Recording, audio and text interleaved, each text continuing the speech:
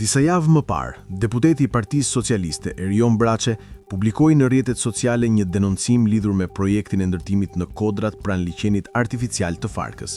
Ai ngriti shqetësimin se zona rrezikon të kthehet në një masiv betoni, me godina të dendura dhe pa hapësira të mjaftueshme publike, duke ndryshuar karakterin e gjelbërt të asaj pjese të qytetit.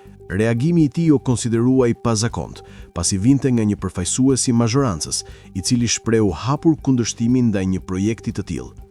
Sipas dokumenteve të siguruara nga Vox News, projekti i quajtur Ballada parashikon ndërtimin e një kompleksi banimi në zonën e Vrapeve, rreth 300 metra nga unaza lindore dhe pranë liçenit të Farkës.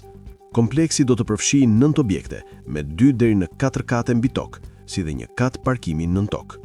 Për shkak të pjerësisë së terrenit, disa prej objekteve interpretohen si një kat më shumë në pamje. Sipërfaqja totale e zhvillimit është rreth 40.000 metra katror.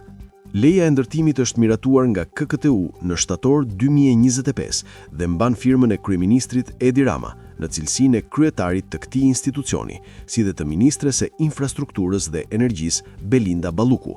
Zbardhja e dokumentacionit është bërë vetëm javët e fundit. Projekti do të realizohet nga kompania Kontakt në pronësi të biznesmenit Fatmir Bektashi, i cili ka ndërtuar edhe komplekse të tjera rezidenciale në Tiranë, si Mangalem 21, Kaimi dhe Kadiu.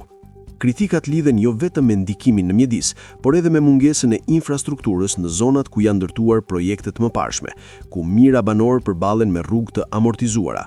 Në këtë kontekst, shtrohet nevoja që përpara miratimit të projekteve të reja të garantohet infrastruktura bazë për komunitetin ekzistues.